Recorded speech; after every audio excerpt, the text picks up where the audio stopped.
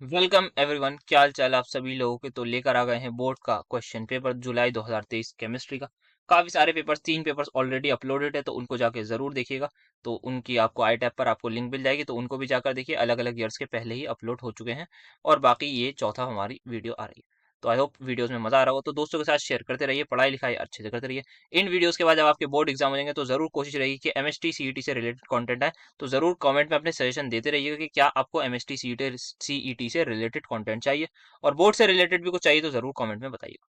तो आप अपने दोस्तों के साथ शेयर करते रहिए और हम स्टार्ट करते हैं आज का हमारा लेक्चर। सेक्शन ए के फर्स्ट क्वेश्चन का फर्स्ट पार्ट स्क्रीन पर आता हुआ कि एनिसोल बताना है on heating with concentrated H I क्या देता है। तो एनिसोल क्या होता है?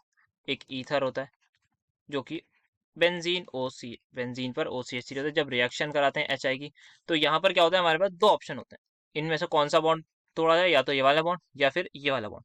तो कौन सा टूटेगा सर? ऑब्वियसली यहाँ पर ये रेजोनेंस में है, तो यहाँ पे पार्शियल डबल बॉन्ड कैरेक्टर आ जाएगा, तो this bond is difficult to break. तो अगर ये डिफिकल्ट होगा ब्रेक तो ये टूटेगा। ऑक्सीजन मोर इलेक्ट्रोनेगेटिव क्या ले लेगा? नेगेटिव। कार्बन इलेक्ट्रो पॉजिटिव या लेस इलेक्ट्रोनेगेटिव क्या ले लेगा? चार्ज पॉजिटिव आ जाएगा। H पॉजिटिव आई नेगेटिव। पॉजिटिव को नेगेटिव पे भेजिए, नेगेटिव को पॉजिटिव पे भेजिए। तुम इधर आओ, तुम इधर आओ, तो हमारे पास क्या बन जाएगा? फिनॉल प्लस CH3 तो iodobenzene, the answer is no. Iodobenzene नहीं। फिनॉल प्लस मीथेनॉल नहीं। Phenol plus iodomethane yes. तो ये हो जाएगा आंसर। नेक्स्ट बताना है which solution shows positive deviation from Raoult's law. तो यहाँ पर बताना है रॉल्स लॉ से पॉजिटिव डेविएशन शो कौन करता है। तो यहाँ पर एग्जांपल्स याद होने चाहिए। दैट इज यहाँ पर हमारे पास आ जाएगा mixture of ethanol and acetone वाला। तो इथेनॉल एंड एसीटोन हमारा जो शो करते हैं वो शो करते हैं positive deviation from Raoult's law.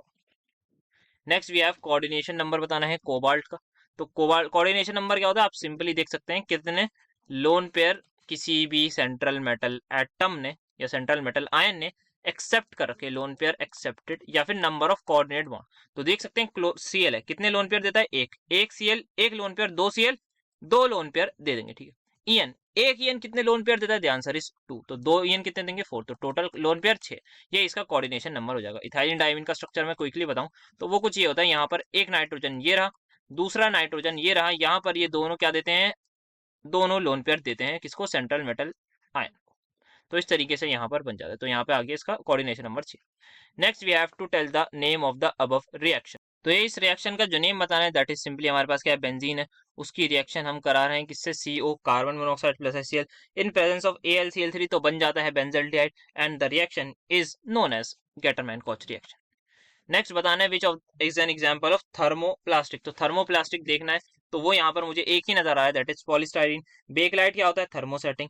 Urea formaldehyde thermosetting. Nylon 66 ये हमारे पास फाइबर्स में से होते हैं। तो polystyrene is the thermoplastic. Then nichrome is an alloy. तो इसका नाम ही बता रहा है, नी क्रोम। नी मतलब निकल, क्रोम मतलब क्रोमियम, तो निकल क्रोमियम आ जाएगा इसका सिंपल सा। नेक्स्ट आइडेंटिफाई करना है ए हमें। तो अच्छा, यहाँ दो Na से रिएक्शन करा रहे हैं ड्राई ईथर से, ठीक है। तो यहाँ पर ये वुड्स टाइप आपको रिएक्शन दिख रही होगी। बेसिकली यहाँ पर डायमराइज करते हैं, तो ये एक्चुअल में फिटिक रिएक्शन है। तो this is our Fittig reaction, जहाँ पर अराइल ग्रुप जो होते हैं, अराइल हैलाइड जो होते हैं, उनको हम कराते हैं। तो यहाँ पे मैं देखूँ तो ब्रोमोबेंजीन आंसर हो सकता है। The answer is yes. 1,4 dichloro नहीं, ये नहीं हो सकता। नेप्थलीन नहीं हो सकता, ये हो सकता है। अब मुझे कैसे पता लगेगा कौन सा है? तो ये बाय प्रोडक्ट दे रखा है उसके लिए। अगर बाय प्रोडक्ट में क्लोरीन आया है तो मेन प्रोडक्ट में क्या होगा सर? ऑब्वियसली क्लोरोबेंजीन होगा। तो यहाँ पर ये हमारा क्लोरोबेंजीन होगा, जिसके 2 मोल लगेंगे, इसी के 2 मोल रिएक्ट करेंगे, एक रेडिकल दूसरे रेडिकल के साथ कंबाइन करेगा और फाइनली बना देगा ये आपका जो डाइफिनाइल या डायराइल, और आपको NaCl मिल जाएगा as a by product. Next which amine doesn't react with Hinsberg reagent. तो 3 डिग्री अमीन ढूंढना है। Ethane amine simple 1 degree, N ethyl ethane amine 2 degree, ये क्या है? 2 degree. Then N comma N di ethyl ethane amine, ये आ गया 3 degree, यही आंसर हो जाएगा। देन 2 मिथाइल प्रोपेन 2 अमीन, तो ये हो जाएगा हमारे पास 1 डिग्री। तो इस तरीके से डिग्री आइडेंटिफाई करेंगे। आप चाहें तो स्ट्रक्चर भी देख सकते हैं बराबर। Next we have to tell the degree of dissociation. Dissociation constant K की वैल्यू दे रखी है और हमें कॉन्सेंट्रेशन दे रखी है। क्या बताना है? अल्फा बताना है। तो K is equal to C alpha square, या फिर alpha is equal to under root K by C. तो यहाँ पर मैं क्या इसको लिख सकता हूँ? 18 कर देता हूँ मैं इसको। 18 इंटू 10 क्या हो जाएगा? या 18 हटा के -6, तो 10 - डिवाइड बाय यहाँ पर आ गया 10 - 2। सही आया था? हाँ सर सही आया। तो क्या ये बच जाएगा? अंडर रूट 18 इंटू 10 - 2 ऊपर आ जाएगा। तो यहाँ पर ये +2 बन जाएगा if I am not wrong. तो यहाँ पर ऊपर हो जाएगा -4, तो -2। एक बार चेक करिएगा कैलकुलेशन। ना अगर मुझे इसका रूट निकालना है तो क्या होगा, वो लगभग इक्वल होगा 4 पॉइंट समथिंग के। तो 4.24 सारे दे रखे हैं, तो मतलब इसका रूट जो होगा वो 4.242 ही होगा इंटू 10⁻²। तो 2 पॉइंट में पीछे जाऊंगा तो हो जाएगा 0.0, एक इधर आएगा तो 0 पॉइंट होता, तो 0.04242 आ जाएगा।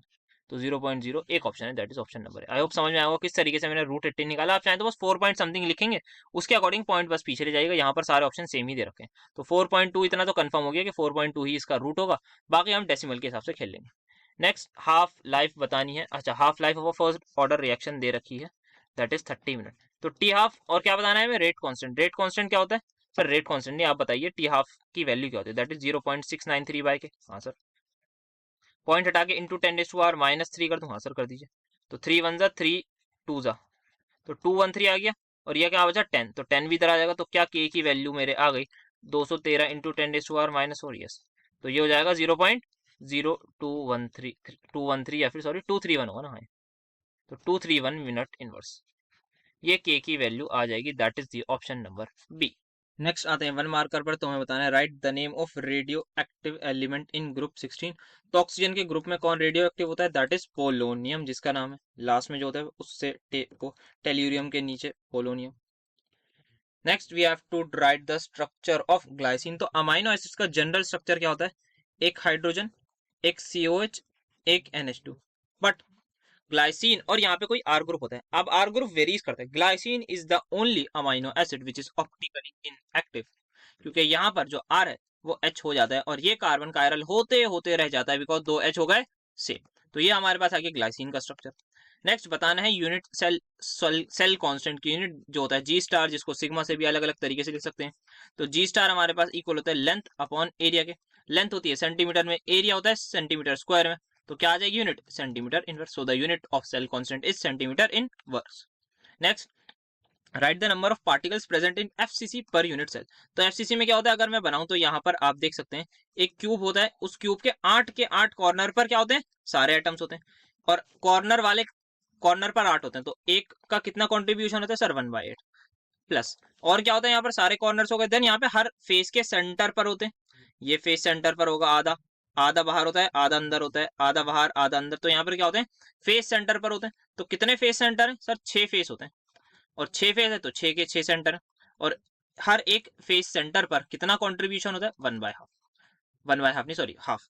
तो ये आपका इक्वल हो जाएगा 8 से 8 गया 2 3, तो ये आ गया 4। तो नंबर ऑफ पार्टिकल्स कितने आए FCC पर यूनिट सेल में, दैट इज 4। और वैसे भी इसका जो बेसिकली हम जिसको Z बोलना चाहें, Z बोले या नंबर ऑफ पार्टिकल के लिए N बोलते हैं, तो नंबर ऑफ पार्टिकल्स कितने होते हैं, 4 ही आते हैं हमारे पास FCC के। Next gamma isomers of BHC बताना है। BHC is benzene hexachloride. इसका जो गामा आइसोमर है उसको बोलते हैं लिंडेन या फिर गामक्सिन। गामक्सिन जो सिंपल कुछ नहीं होता, बेंजीन की जगह आप बेसिकली इसको लिए और यहाँ पर 6Cl लगा दीजिए, तो दिस इज गामक्सिन। ठीक है, नेक्स्ट आते हैं। Next we have to write the IUPAC name of isobutyraldehyde. Iso का मतलब कहीं ना कहीं एक ब्रांच की बात हो रही है, ब्यूटायर मतलब 4 कार्बन। तो कुछ नहीं है, जैसे ये हमारे पास CHO या फिर फंक्शनल ग्रुप आ गया, इसका हमें IUPAC नेम बताना है। आइसो मतलब ये आप देख सकते हैं ये ब्रांच है, ब्यूटायर एल्डिहाइड मतलब 4 कार्बन है, ब्यूट मतलब 4, ब्यूटायर कॉमन नेम के लिए यूज करते हैं 4 के, एल्डिहाइड मतलब CHO। तो यहाँ पे नंबरिंग करूँ तो यहीं से शुरू होगी 1 2 3, तो क्या है 2 पर मिथाइल, 2 मिथाइल, कितने carbon sir, 3 carbon, prop use करेंगे।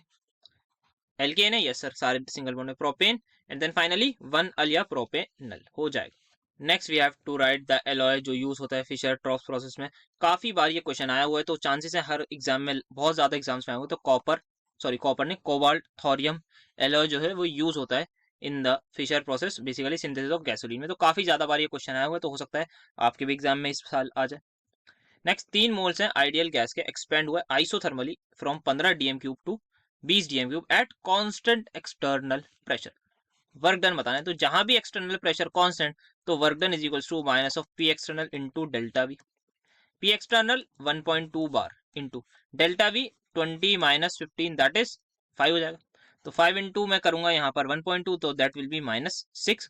क्या है unit, unit will be bar DM³ या DM³ bar. So we have to memorise के 1 DM³ बार किसके इक्वल होता है? 100 जूल के। तो यहाँ पर 100 जूल लिख दीजिए इसकी जगह, तो ये हो जाएगा -600 जूल। तो ये आपका फाइनल वर्क डन आ जाएगा। Next let's have a look on, अब बड़े क्वेश्चंस पर थोड़ा जो सेक्शन भी है। तो right 4 postulates of Werner theory of coordination complex. तो वर्नर साहब का एक बहुत ही ज्यादा नोबल काम था, उन्होंने सबसे पहला अटेम्प्ट, सबसे पहला जो इनिशिएटिव था वो उन्हीं के द्वारा लिया गया। कोऑर्डिनेशन कंपाउंड्स के बारे में स्टडी उन्होंने ही करी थी सबसे पहले, जो पोस्टुलेट्स दिए।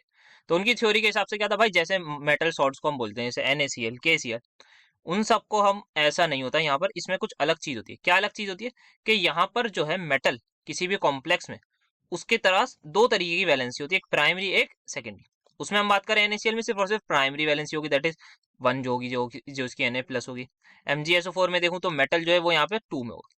बट इसमें ऐसा नहीं है भाई, यहाँ पर जो है दो तरीके की वैलेंसी होगी, प्राइमरी होगी एक, सेकेंडरी होगी।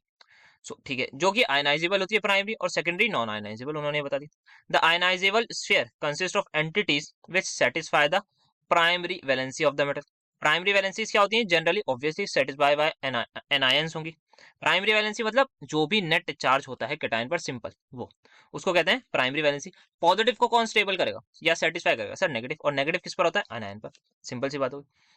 Then third postulate की secondary coordination sphere which consists of entities which satisfy the secondary valencies and are non-ionizable। तो जो भी हमारे पास बॉक्स है, जैसे यहाँ पर आप देख सकते हैं, ये इस बॉक्स में कितने अमोनिया है? सर इस बॉक्स में 3 अमोनिया। 3 ammonia sir? 6 अमोनिया। हाँ 6 अमोनिया। तो ये जो 6 के 6 अमोनिया है, ये हमारी है इसकी सेकेंडरी वैलेंसी, जिसको हम कोऑर्डिनेशन नंबर के नाम से भी जानते हैं। अब इसको CN कोऑर्डिनेशन नंबर बोलते हैं। So that is non ionisable या सेकेंडरी वैलेंसी हमारे पास होती है। सेकेंडरी वैलेंसी किसी भी मेटल के लिए फिक्स होती है। कौन कौन इसको सेटिस्फाई करता है? या तो कोई एनायन या फिर न्यूट्रल लिगेंड, जैसे कि आप देख सकते हैं अमोनिया। हो सकता है यहाँ पर अमोनिया के साथ 3 अमोनिया हो, 3 क्लोरीन हो, ऐसा भी एक पॉसिबिलिटी है।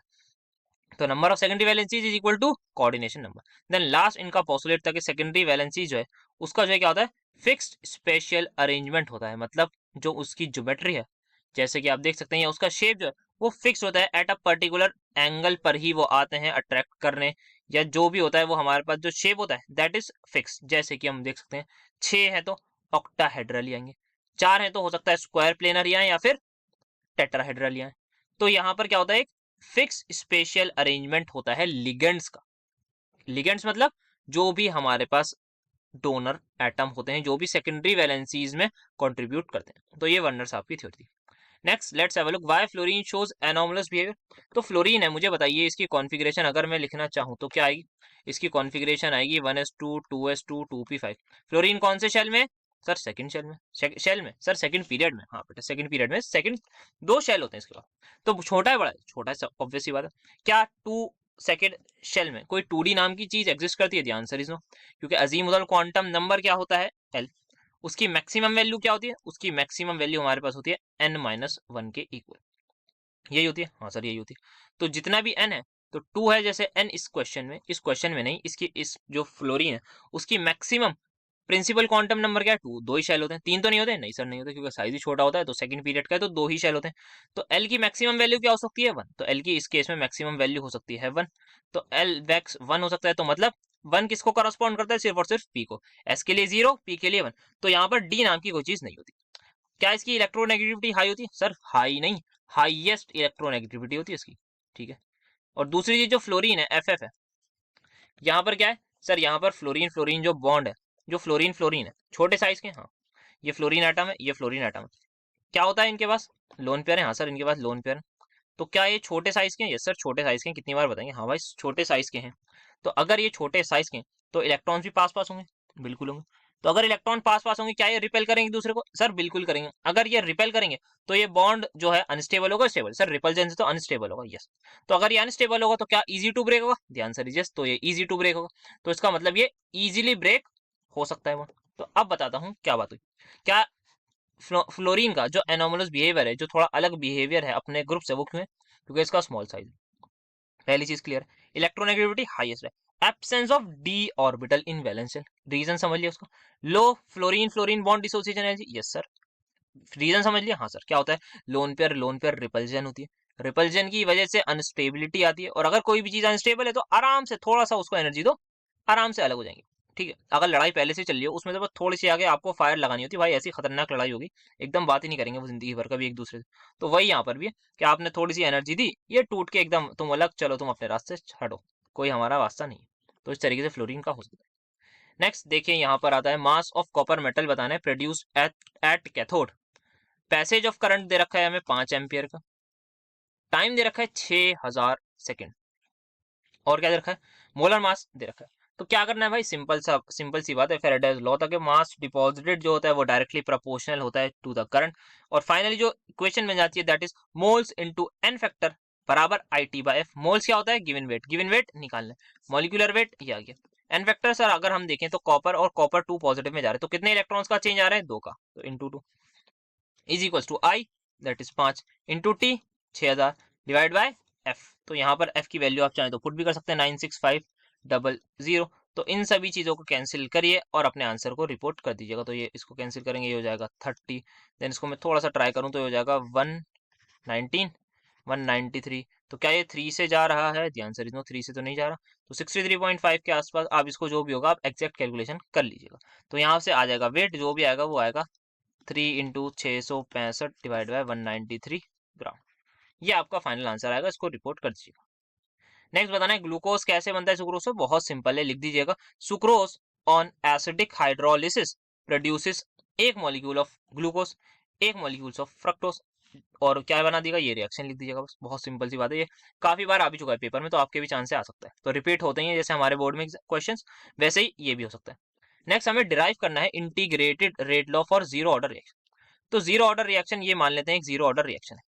अगर मुझे इसका रेट लिखना है तो मैं कैसे लिखूंगा सर, आप लिखेंगे रेट के इंटू कॉन्सेंट्रेशन ऑफ ए उसकी पावर जो भी ऑर्डर है। अगर यहाँ पर ऑर्डर जीरो है तो पावर में क्या लिखूं सर, आप पावर में जीरो लिखेंगे, ऑब्वियस सी बात है। और ए रेज टू पावर जीरो क्या होता है 1, तो क्या मेरा रेट इक्वल नहीं हो गया के? हाँ सर बिल्कुल हो गया। और क्या मैं रेट को ऐसे भी लिख सकता हूँ, माइनस ऑफ dA/dt। सर मतलब ये change in concentration of A with respect to change in concentration, नहीं with respect to change in time. जितने टाइम में जितनी कॉन्सेंट्रेशन चेंज हो रही है मैं डिवाइड करूंगा, मुझे रेट मिल जाएगा। हाँ, तो अब जरा इसको देखिए, तो क्या मैं यहाँ से बोल सकता हूँ जो डी है उसकी वैल्यू इक्वल है -k/dt के। ध्यान से करिएगा जरा, इंटीग्रेट करा इंटीग्रेट। अब मुझे बताइए यहाँ पे ध्यान से देखिए, ए से मुझे पी मिल रहा है at T is equal to 0। जब रिएक्शन स्टार्ट हुई थी तो इसकी कितनी कॉन्सेंट्रेशन होगी सर, इसकी कुछ इनिशियल कॉन्सेंट्रेशन होगी ए, कोई भी प्रोडक्ट नहीं बना होगा, तो इसको स्मॉल ए करूँ या कैपिटल ए, स्मॉल ए से कर लेता हूँ या कैपिटल ए ही लेता हूँ। At time is equal to T, कुछ टाइम हो गया होगा, इसकी कॉन्सेंट्रेशन कुछ 80 हो गई होगी। ध्यान से यस, हाँ सर 80 हो गई होगी, कुछ कम हो गई होगी, हमें नहीं पता कितनी, हम मान रहे हैं 80 हो सकता है 50% डिसोशिएट हो गया, हो सकता है 60%, डिपेंड अपॉन टाइम और कॉन्सेंट्रेशन। तो देखिए यहाँ पर सबसे पहले क्या है, एट जब हमारे पास टाइम 0 था तो कितनी कॉन्सेंट्रेशन है सर, कॉन्सेंट्रेशन है आपकी ए, ठीक है। और जब मेरा ए लिख, इसको ए नॉट कर लीजिए बेटर रहेगा, ए नॉट। और जब मेरा टाइम हो चुका है टी तो कितनी कॉन्सेंट्रेशन हो गई 80। करिए इंटीग्रेट, तो इसका इंटीग्रेशन क्या आ जाएगा, ए ही आएगा। और ए जैसे ही आएगा फिर आप लिमिट डालेंगे तो वो आपका क्या हो जाएगा, 80 माइनस ए नॉट, हाँ सर हो जाएगा, is equals to minus of T का आप लिखेंगे डी टी का इंटीग्रेशन टी हो जाएगा तो t-0। तो फाइनली जो आपका रेट लॉ बना वो ये बना कि 80 माइनस ए नॉट बराबर -KT, और माइनस को इधर भेज दिएगा तो आपको फाइनल एक्सप्रेशन ये मिल जाएगा। तो यही ड्राइव करना था कि हाँ सर यही ड्राइव करना था, तो बहुत इजीली ये ड्राइव हो जाएगा। नेक्स्ट बात करें नॉर्मल बॉइलिंग। अच्छा ये न्यूमेरिकल भी काफी बार आ चुका है आपके पेपर में, तो एक बार और आए तो एक बार और जल्दी से सॉल्व कर लेते हैं, बाकी और सारे एग्जाम्स में दे रखा है, आपके बुक में भी मिल जाएगा, आपको एक एग्जाम्पल है तो थोड़ी सी वैल्यूज चेंज। तो नॉर्मल बॉइलिंग पॉइंट हमें दे रखा है इथाइल एसीटेट का इतना, अगर मैंने उसमें 50 ग्राम सोल्यूट डाल दिया तो क्या होगा, तो sir elevation in boiling point हमने पढ़ा है, तो बॉइलिंग पॉइंट क्या हो जाएगा, बढ़ जाएगा, किसका, सोल्यूशन का माना जाएगा, क्योंकि कुछ सोल्यूट डाल दिया और कुछ सॉल्वेंट तो था पहले से ही। कितना सॉल्वेंट था, 150 ग्राम, तो सोल्यूशन का जो टेम्परेचर हो गया वो ये हो गया। तो डेल्टा टीवी की वैल्यू इसको सब्ट्रैक्ट करके निकाल लीजिए, 84.27 माइनस 77.06, तो यहाँ पर ये आ जाएगा 1 2, और यहाँ पे 7.21 आ रहा है, if I am not wrong, एक बार चेक कर लीजिएगा प्लीज, यही आना चाहिए मेरे हिसाब से। तो 7.21 77 ही है ये, हाँ सर ये है 84 ही है, हाँ sir. So yes I think 74 7.21 kelvin ही आ रहा है। तो डेल्टा टी भी इसके इक्वल होता है मोलैलिटी इंटू के बी के, और के भी क्या दे रखा है मुझे 2.77। अब मोलैलिटी में निकालूं क्या होती है सर, मोलैलिटी कुछ नहीं होती, मतलब कुछ होती है, दैट इज गिवन वेट कितना है सर 50 ग्राम। सर निकालना क्या है ये तो बताइए भाई, हमें निकालना है मोलर मास ऑफ सोल्यूट। तो गिवन वेट 50 है, मोलर मास को x ले लेता हूँ जो निकालना है, divide by sorry multiply weight of solvent in kilogram, तो 150 दे रखा है इन ग्राम, तो मल्टीप्लाई कर देंगे सॉरी डिवाइड कर देंगे बेसिकली 1000 से। तो ये आपके सामने प्यारी सी इक्वेशन तैयार हो जाएगी, प्यारी तो नहीं लग रही वैसे बट कोई बात नहीं, ठीक है। तो इसको और इसमें मैं अगर रिलेशन देखूं, if I am not wrong, ये इसका एक्जैक्टली 3 टाइम्स होता है, और ये शायद आई थिंक क्वेश्चन आया हुआ है ना, मतलब कर रखा है ऐसा क्वेश्चन। 7.21 ये क्या यहाँ पर, तो एक बार इसकी कैलकुलेशन चेक कर लिया, क्या ये 7.21 आएगा, तो 2.5 का मैं ट्रिपल करूँ, नहीं थोड़ा सा इसमें अलग हो सकता है मेरे हिसाब से। यहाँ पर आपको थोड़ा सा कैलकुलेशन में अपने बस ध्यान रखना होगा, बाकी जो आंसर है उसको आप रिपोर्ट कर दीजिएगा, एक्स की वैल्यू फाइनली यहाँ से निकालिएगा, तो एक्स इक्वल आ जाएगा 1000 इंटू 2.77 बाय 3 और बाय 7.21 के। तो थोड़ा सा केयरफुली इसको कैलकुलेट करिएगा, एक्स निकालिएगा, ग्राम पर मोल में आपका आंसर आ जाएगा मोलर मास का। नेक्स्ट बताना है फिनॉल कैसे बनाया जाता है फ्रॉम क्यूमीन। क्यूमीन क्या होता है भाई, ये होता है हमारे पास क्यूमीन। बेंजीन पर आप आइसोप्रोपाइल ग्रुप लगा लीजिए, तो बेंजीन पर आइसोप्रोपाइल ग्रुप लगाया, बन गया क्यूमीन। सबसे पहले स्टेप में इसकी एयर से ऑक्सीडेशन करवाते हैं। तो क्या होता है यहाँ पर आप ध्यान से देखिए, ये जो बॉन्ड है ना सी एच बॉन्ड, इसको मैं अगर थोड़ा सा ओपन करके बनाऊं, इसके बीच में ऑक्सीजन को इंसर्ट कर दीजिए, तो ये ओ बन गया, बेसिकली फ्री रेडिकल टाइप होता है, ये इधर बॉन्ड शिफ्ट होगा, ये इधर, ये इससे जुड़ जाएगा, ये इससे जुड़ जाएगा, ये बन गया। तो यहाँ पर क्या बन गया, ये cumene hydro peroxide. Sir peroxide क्यों, क्योंकि यहाँ पर एक परऑक्साइड लिंकेज नजर आ रहा होगा, ओ सिंगल बॉन्ड ओ को बोलते हैं परऑक्साइड बॉन्ड, ठीक है जी, ये हो गया। इसके बाद क्या करना है सर, इसके बाद कुछ ज्यादा कुछ नहीं करना, बस सिर्फ एसिड से रिएक्शन करा दीजिए। जैसे ही आप एसिड से रिएक्शन कराते हैं, तो यहाँ पर आपको देखने को मिलता है बेसिकली ये वाला जो है वो H प्लस एक्सेप्ट कर लेता है। यहाँ पर मैकेनिज्म की बात करूं, ये जो है यहाँ पर ग्रुप माइग्रेट कर जाता है, ये बॉन्ड ब्रेक होता है, और फिर बाद में H प्लस हमारे पास चला जाता है। तो फाइनली जो हमें प्रोडक्ट मिलता है that is phenol and acid. I hope reaction समझ में आई होगी। लिख दिएगा कि फिनॉल फर्स्ट ऑफ ऑल क्या करते हैं, फर्स्ट स्टेप में रिएक्ट कराते हैं उसको एयर दैट इज ऑक्सीजन के साथ, क्या बन जाता है, we'll get cumene peroxide. Now cumene hydro peroxide is, और इजी लिखेंगे, is further reacted with dilute HCl or any acid in order to produce phenol plus acetone. I hope ये चीज clear I. so that's how we'll prepare phenol. Next बात करनी है मैं, why do d block elements form color compound। तो क्या होता है थोड़ा सा मैं समझाता हूँ। तो d ऑर्बिटल्स की बात करूं, कितने होते हैं सर, 5 होते हैं, dxy dyz dzx होते हैं।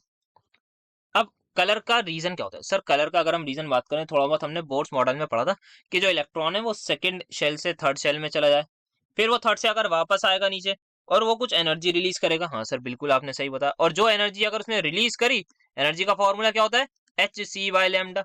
उसने अगर इतनी एनर्जी रिलीज करी कि हमने एच की वैल्यू पता है, प्लैंक्स कांस्टेंट 6.6 इंटू 10⁻⁻34 या 36 ऐसी कुछ होती है। सी की वैल्यू पता है, क्या लैम्डा निकल जाएगा अगर एनर्जी पता होगी। हाँ सर, अगर ये लैम्डा 400 से 700 नैनोमीटर अप्रोक्सीमेटली इसके बीच में आया, जिसको हम विजिबल रेंज बोलते हैं, तब हम देखेंगे भाई कलर शो हो रहा है। अगर इसके बीच में नहीं आया तो कलर शो नहीं होगा। तो वो कब होगा, जब एनर्जी लेवल्स में डिफरेंस हो। अब बात करें भाई डी ऑर्बिटल्स की, तो पांचों के पांचों जो डी ऑर्बिटल हैं वो नॉर्मली डीजनरेट होते हैं जब वो आइसोलेटेड होते हैं या कोई भी एटम हो आपके पास, कोई आसपास लिगेंड ना हो, dxy dy dz j square y square dz square. But जैसे ही लिगेंड आता है, हमने CFT में पढ़ा है कि क्या हो जाता है, स्प्लिटिंग ऑफ डी ऑर्बिटल हो जाता है इन T2G एंड EG। ये क्या है EG, ये क्या है T2G। अब अगर मेरा इलेक्ट्रॉन कोई अनपेड इलेक्ट्रॉन T2G में प्रेजेंट है, उसको थोड़ी सी एनर्जी मिली, क्या वो EG का चक्कर मार के आ सकते हैं। हाँ सर, वो कहेगा आओ मैं जरा EG का एक चक्कर मार आऊं, ठीक है वो मार के आता है। अब उसने कुछ एनर्जी एब्जॉर्ब करी, वो EG चला गया। अब जब वो वापस आ रहा होगा अपने घर की तरफ, तो वो कुछ एनर्जी रिलीज करेगा। अगर वो एनर्जी ऐसी वेवलेंथ की वैल्यू दे रही है जो विजिबल रीजन में लाई करे, सो वी विल से कि भाई कलर आ जाए। सो दैट इज द कंसेप्ट, जो हमारे पास डी ऑर्बिटल्स जो है वो कलर शो करते हैं। तो यहाँ पर देख सकते हैं पहले डीजनरेट होते हैं, मतलब एनर्जी जिनकी सेम होती है। जैसे ही वो सराउंड होते हैं किसी भी लिगेंड या सॉल्वेंट मॉलिक्यूल से, तो आप देख सकते हैं जो डी ऑर्बिटल है उनकी एनर्जी अब सेम नहीं रहती। मुझे बताइए, क्या प्रिंसिपल क्वांटम नंबर में कोई चेंज आया, द आंसर इज नो, क्योंकि सर 3D है तो 3D रहेगा, 4D है तो 4D रहेगा, थोड़ी बहुत ऊपर नीचे एनर्जी हुई है, ज्यादा नहीं हुई ना। ऐसा तो नहीं है कि 3D से वो 4D बन गया, नहीं सर 3D से 4D नहीं बना। ये जो EG है ना, ये है तो 3D, ये हमारे पास dx square y square dz square, ये अगर ये 3D है, मेरे पांचों ऑर्बिटल जो है 3D के हैं, तो ये 3dx square y square 3dz square ही होगा, है ना भाई। Yes sir. तो क्या होगा यहाँ पर, क्योंकि प्रिंसिपल क्वांटम नंबर सेम है, तो एनर्जी जो रिक्वायर्ड होगी transition of an electron from T2G to EG काफी ज्यादा स्मॉल होगी, कोई बहुत ज्यादा एनर्जी नहीं होगी। तो क्या होगा फिर, कोई वो एब्जॉर्ब करेगा वेवलेंथ, फिर सर्टेन वेवलेंथ जो है वो अगर विजिबल रीजन में आई किसकी, ट्रांसमिटेड लाइट की, तो हमें एक कॉम्प्लीमेंट्री कलर देखने को मिलता है। ये चीजें आप लिख सकते हैं। जिन आयंस में अनपेयर्ड इलेक्ट्रॉन ही नहीं होते तो इलेक्ट्रॉन T2G से EG में जाएगा कैसे, अगर जाएगा ही नहीं तो कलर कहां से आएगा। तो वही होता है हमारे पास, कलरलेस वो होते हैं जिनमें ट्रांजिशन नहीं देखने को मिलता। नेक्स्ट बात करते हैं भाई वोल्फ किशनर रिडक्शन रिएक्शन की। भाई कुछ नहीं होता, कोई भी एक एल्डिहाइड ले लीजिए, कीटोन ले लीजिए, एल्डिहाइड या कीटोन ले लीजिए, रिएक्शन इसकी कराइए आप फर्स्ट स्टेप में हाइड्रोजीन के साथ। तो हमें पता है यहाँ पर क्या करते हैं, पानी रिलीज कर देते हैं। तो आपको जो है ये देखने को मिलेगा, डबल बॉन्ड एंड NH2, यहाँ पे R R R या फिर हाइड्रोजन, कुछ भी हो सकता है।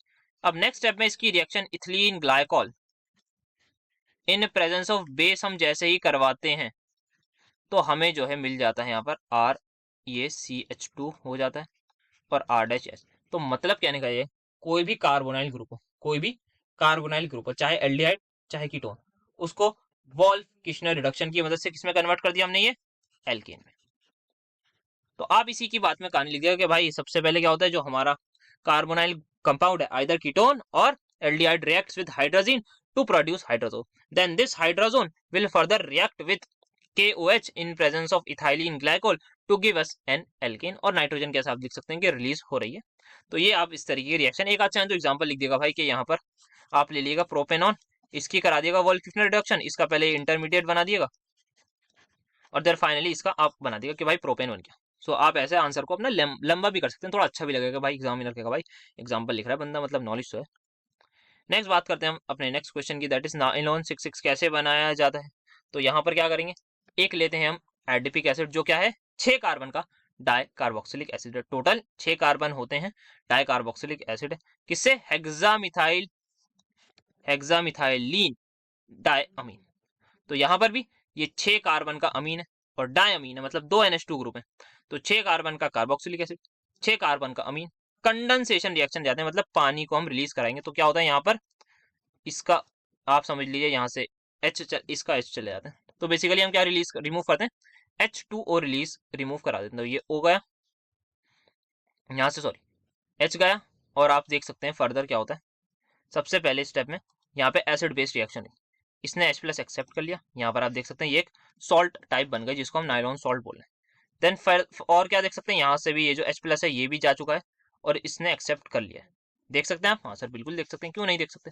अब फर्दर जब हम हीट कराएंगे तो यहाँ पर जो है वो वाटर रिमूव हो जाएगा और हमारे पास हमें जो मिलेगा दैट इज एक अमाइड बॉन्ड बन जाएगा। तो फाइनली क्या होगा, यहाँ से हमारे पास जो है वो OH चला जाएगा, इससे OH चला जाएगा, इससे H चला जाएगा, CONH बॉन्ड जिसको अमाइड बॉन्ड कहते हैं वो बन जाएगा एट अ हाई प्रेशर। तो कंडेंसेशन मतलब बेसिकली रिमूवल ऑफ वाटर हो जाएगा, जैसे कि यहाँ देख सकते हैं। तो कंडेंसेशन पॉलीमराइजेशन होगा हाई टेम्परेचर हाई प्रेशर की कंडीशन में, तो give polyamide fibre which is nylon 6। तो इस तरीके से प्रिपेयर किया जाता है। Next bike Oswald dilution law की बात करनी है, बहुत बार आए हुए क्वेश्चन, दोबारा एक बार डिस्कस कर लेते हैं, वरना अगर आप पीछे के पेपर देखते हुए आ रहे होंगे तो बहुत बार है। तो यहाँ तक हम पहुंच गए थे कि भाई इनिशियली CH3COH की कुछ कॉन्सेंट्रेशन होगी C, किसमें टूटेगा, आराम से इसको बताने की जरूरत नहीं, एट T पर C - X X हो जाएगी, कुछ मोल्स डिसोशिएट हो गए। अल्फा क्या होता है, डिग्री ऑफ डिसोसिएशन, कितने मोल्स डिसोशिएट हो गए डिवाइड बाय कितने मोल्स लिए थे। तो x मोल्स डिसोशिएट हो गए, C मोल्स लिए थे। x क्या हमने लेट करा है कि भाई x मोल्स डिसोशिएट हो गए, तो x की वैल्यू C अल्फा हो जाएगी। हाँ सर सारी वैल्यूज पुट करी, k की वैल्यू डाली, that is concentration of product at equilibrium, और divide by concentration of reactant करी, तो यहाँ तक पहुंच गए। और हम मानते हैं कि 1 - अल्फा अप्रोक्सीमेटली इक्वल होता है 1 के, क्योंकि अल्फा की वैल्यू बहुत ज्यादा स्मॉल होती है, तो Ka इक्वल हो जाता है C अल्फा स्क्वायर के। तो अल्फा जो है वो आ जाएगा आपका √Ka/C। और यहाँ पर एक, अगर मुझे बताइए कॉन्सेंट्रेशन इक्वल है number of moles upon volume, अगर एक मोल होगा, अगर मेरा नंबर ऑफ मोल 1 है, तो क्या C और V एक दूसरे के रेसिप्रोकल नहीं हो जाएंगे, हाँ सर हो जाएंगे।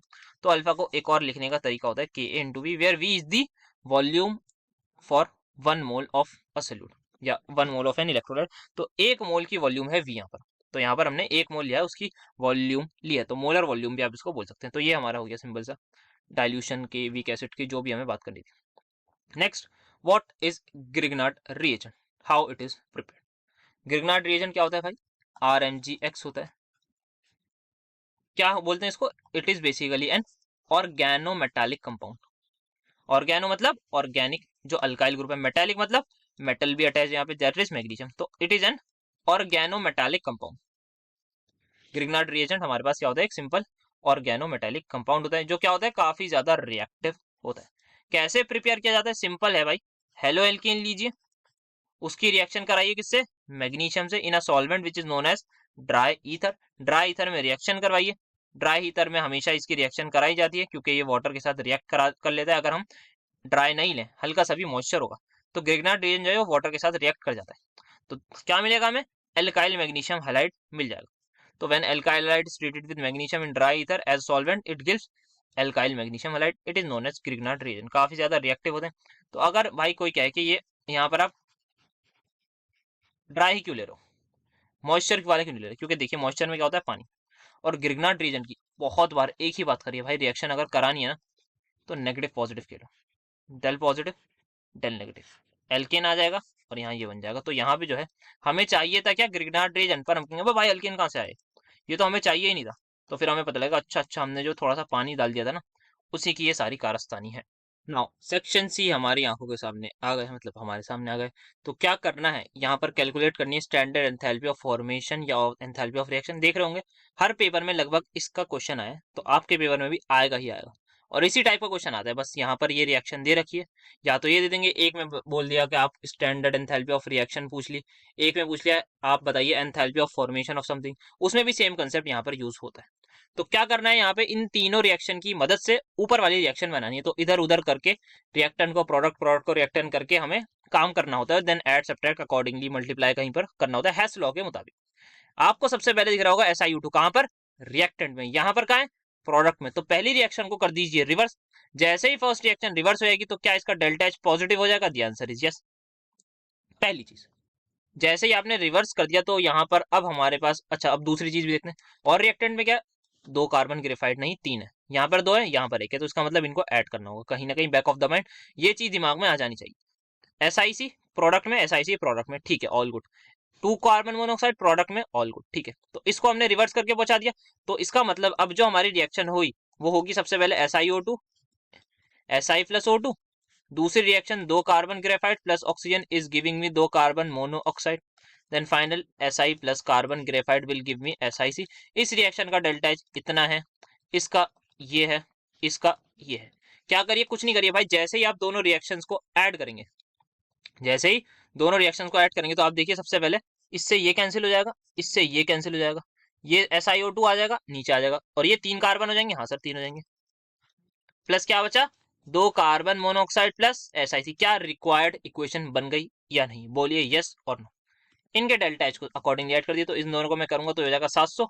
अब 700 में से मुझे माइनस करना है 65.3, तो ये मेरे पास आ जाएगा 65, अगर मैं देखूं so it will be 335, sorry 335 नहीं 635, तो 634, 634.7 किलो जूल पर मोल आ जाएगा, वो भी पॉजिटिव का। और बहुत सिंपल सा आंसर आ जाएगा। आप इसको आराम से स्टेप्स में करिएगा, ताकि लंबा क्वेश्चन है ना भाई, छोटे मार्क्स का थोड़ी है, तो 3 नंबर का ये क्वेश्चन है, तो आप आराम से बताइएगा कि क्या करा। सबसे पहले हमने रिवर्स करी इक्वेशन 1, फिर 1 2 3 को आपका किया ऐड, फिर यहाँ सबको ऐड करिएगा, कैंसिल करके दिखाइएगा, फिर बताइएगा कि जो डेल्टा H है इस रिएक्शन का, वो इक्वल है delta H1 plus delta H2 plus delta H3 का, and then finally you will solve. So that's how you have to do. Now we have to write a short note on Hoffman bromamide degradation reaction. बहुत प्यारी reaction है। क्या होता है, amide लेते हैं with किसी भी एक हेलोजन के साथ, हॉफमैन ब्रोमामाइड है तो ब्रोमीन लेंगे, तो ब्रोमीन लेते हैं, साथ में 4 मोल एक्वस केओएच के लेते हैं। क्या मिलता है हमें, प्रोडक्ट 1 डिग्री अमीन मिलता है। कैसे, कुछ नहीं करना होता भाई, यहाँ पे जो CO ग्रुप है ना, हटा दो उसको, बस कोई भी आए, जैसे कहीं पर भी ये बना दो CONH2, कुछ नहीं करना, ये बीच में से CO हटा दीजिए, जैसा कंपाउंड बचा है। अगर मैं इसकी हॉफमैन ब्रोमामाइड करा रहा हूँ, अगर मैं इसकी हॉफमैन ब्रोमामाइड मतलब Br2KOH से रिएक्शन करा रहा हूँ, तो बस सिंपल ये हटा दो, ये जो CO ग्रुप है यहाँ पे NH2 लगा दो। बहुत प्यारी रिएक्शन। तो ओवरऑल रिजल्ट भी आप यहाँ पर देख सकते हैं, क्या है, removal of C double bond O होता है फ्रॉम अमाइड। अगर ये हट गया तो अमाइन, अमाइड हट गया तो क्या बचा, अमीन बचा।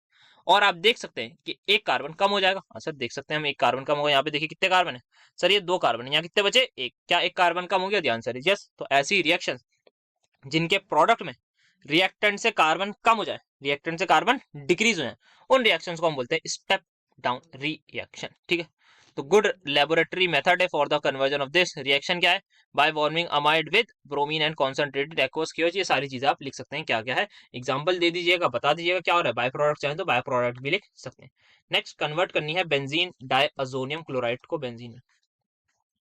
तो बेंजीन डाइअजोनियम क्लोराइड ये होती है, यहाँ पे हमारे पास दो रिएजेंट होते हैं, या तो मैं डायरेक्ट इथेनॉल से रिएक्शन करा दूं, इथेनॉल से करा दूं तो ये बन जाएगा, या फिर मैं फॉस्फोरिक एसिड भी करा सकता हूँ और H3PO4, दो ऑप्शन होते हैं हमारे पास। सो यहाँ पर हमारे पास इस तरीके से हम सिंपल बना सकते हैं benzene.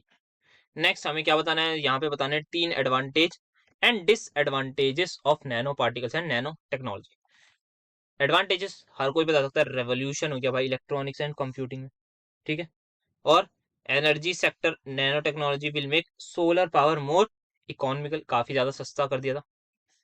Energy storage device will become more sufficient, medical field में बहुत ही ज्यादा रेवोल्यूशन हुआ, स्मार्ट ड्रग्स बनाई, हेल्प करा क्योर एंड साइड इफेक्ट्स कम होने लगे, curing of life threatening disease like cancer and diabetes, ये इनकी रेवोल्यूशनराइज चीजें थी। डिसएडवांटेज की बात करें तो काफी सारे डिसएडवांटेजेस भी, काफी सारे नहीं थोड़े बहुत मिले हैं।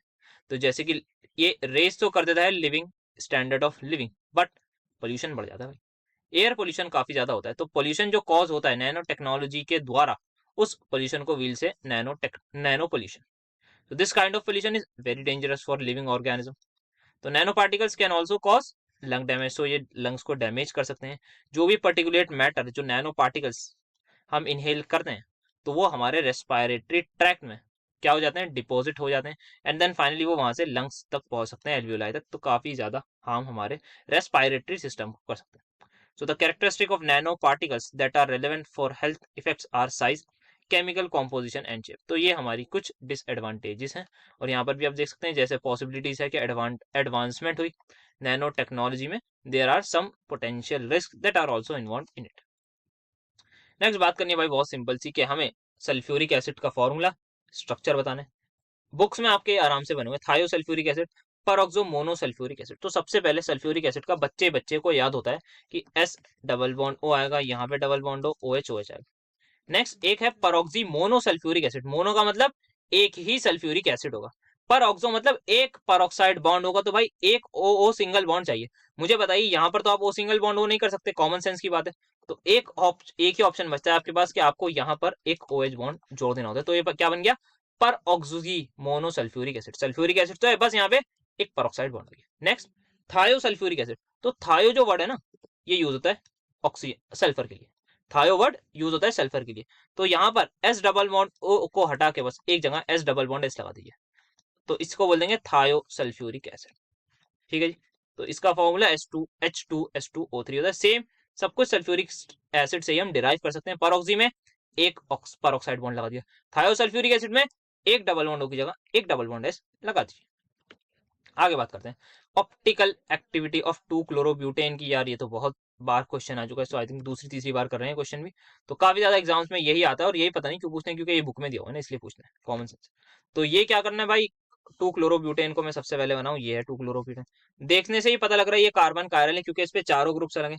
आपको क्या करना है, क्योंकि भाई थोड़ा बड़ा क्या है, 3 नंबर का है ना, तो ऐसे नहीं कर सकते। तो आप बताइएगा कार्बन 1 पर क्या है, बताएंगे 3 हाइड्रोजन, कार्बन 2 पर बताइए, सारे ग्रुप्स अलग हो जाएंगे, कार्बन 3 पर 2 हाइड्रोजन हो गए तो नहीं होगा मामला, कार्बन 4 पर 3 हाइड्रोजन हो गए तो भाई यहाँ पर भी मामला नहीं होगा। तो क्या होता है, कायरल कार्बन या ऑप्टिकल एक्टिविटी तभी आएगी जब किसी एक कार्बन पर चारों के चारों ग्रुप्स डिफरेंट हो, जो किस पर है, C2 पर। तो सिर्फ और सिर्फ C2 पर ही हमारे पास सारे के सारे ग्रुप्स अलग हैं। तो it can be seen that 4 groups bonded to C2 all are different from each other. Carbon atom molecule में which carries 4 different groups atoms called chiral carbon atom. तो C2 जो है वो क्लोरोब्यूटेन में क्या है, एक कायरल कार्बन है, जिसको हम मार्क करते हैं एज एस्टेरिक। फॉर एग्जाम्पल आप सभी के सामने ये। तो जब एक मॉलिक्यूल कंटेन करता है एक कायरल कार्बन, तो इसकी कुछ यूनिक प्रॉपर्टी होती है। इसकी जो मिरर इमेज है वो इस पर सुपर इम्पोज नहीं करती, इसको बोलते हैं कायरल मॉलिक्यूल। सुपर इम्पोज का मतलब अगर मैं नॉर्मल समझाऊं तो जैसे ये ए है, इसकी मिरर इमेज बनाऊंगा तो ये भी ऐसी बनेगी, या फिर ओ ले लीजिए, इसकी मिरर इमेज बनाऊंगा तो ये भी ओ मिलेगी। अगर मैं इस ओ को इस ओ पे उठा के रखूं तो क्या कॉन्ग्रुएंट इमेज बनेगी, द आंसर इज यस। अब यहीं पर सी लीजिए, इस सी की जैसे ही मिरर इमेज बनाऊं तो क्या ये ऐसी नहीं बनेगी? हाँ सर ऐसी बनेगी। तो अगर मैं इस सी को उठा के यहाँ रख दूं तो ये कुछ ऐसी इमेज बनेगी ना। क्या ये इसके ऊपर एकदम सुपर इम्पोज हो गई, फिट हो गई? The answer is no. तो ये क्या मिरर इमेज हुई? The answer is no. तो यहाँ पर ये हमारे पास मिरर इमेज तो हुई बट नॉन सुपर इम्पोजेबल। तो यही होता है कायरल मॉलिक्यूल में, जैसे कि आप देख सकते हैं इसकी मिरर इमेज बनाई, ये कुछ ऐसी बनी। अगर मैंने इसको उठा के एग्जैक्टली यहाँ पर फिट कर दिया तो ये कुछ ऐसी इमेज बन रही है जो कि एक नॉन सुपर इम्पोजिबल है। तो इस तरीके से ऑप्टिकल एक्टिविटी बता दी। Right different oxidation states of manganese. तो मैंगनीज की बात करें, atomic number 25, configuration AR argon 18 तक हो गई बात। Then 3D 5 4s2। तो ऑक्सीडेशन स्टेट की इसकी रेंज कहां से कहां तक होती है? +2 से +7। ऑक्सीडेशन स्टेट की अगर रेंज बतानी हो ना तो कैसे करो? देखो आप देखो सबसे पहले कितने s में इलेक्ट्रॉन्स। इसके s में इलेक्ट्रॉन है 2। Total electron s plus D के बता दो सर। टोटल इलेक्ट्रॉन से 7, तो 2 से लेके 7 तक इसकी रेंज होगी। एक और दिखाऊं, जैसे Fe ले लीजिए। Fe में होता है मेरे पास 3d6 4s2। अगर आपको इसकी रेंज बतानी है ना कहां से कहां तक है किसकी ऑक्सीडेशन स्टेट की, तो s के पकड़ो +2, 2 किसके सारे बचे हुए 6 + 2 दैट इज 8। तो इसकी रेंज ही हो जाएगी। तो that's how we can tell the range for oxidation state. तो सबसे पहले यहाँ पर क्या हुआ? डिफरेंट ऑक्सीडेशन स्टेट्स आ गई मैंगनीज की। नाउ डिफरेंट ऑक्सीडेशन स्टेट आप चाहें तो यहाँ पे लिख सकते हैं कि मैंगनीज 2+, फिर उसमें कॉन्फ़िगरेशन लिख दिया कि Mn2+ में क्या होता है 3d5 होता है। Mn3+ लिख दीजिए वो 3d4, Mn4+ 3d3, ऐसे हैं सोन चलता रहेगी बात। तो Mn7 पॉजिटिव तक लिख सकते हैं जिसमें सब कुछ खाली हो जाएगा। Then Y+2 oxidation state is more stable. तो +2 ही बनाई है मैंने, तो लकीली वही उसी को एक्सप्लेन कर देते हैं। देखिए यहाँ पर कितने अनपेयर्ड इलेक्ट्रॉन है सर? 5। तो यहाँ पर डी ऑर्बिटल कितने हैं सर? 5 डी ऑर्बिटल है। पांचों में एक एक अनपेयर्ड होगा, ध्यान से लीजिए। तो यहाँ पर क्या ये मैं बोल सकता हूँ कि जो डी सबशेल है वो इस वक्त हाफ फिल्ड? क्या इस वक्त वो हाफ फिल्ड है? ध्यान से लीजिए। तो यहाँ पर जो स्टेबिलिटी आती है उसको बोलते हैं half filled stability. Due to half filled stability of 3D subshell क्या हुआ है? मैंगनीज की जो +2 ऑक्सीडेशन स्टेट है वो काफी ज्यादा स्टेबल होती है।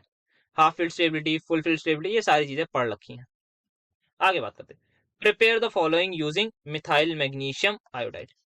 मिथाइल मैग्नीशियम आयोडाइड से क्या बनाना है हमें? इथेनॉल बनाना है। CH3CH2OH।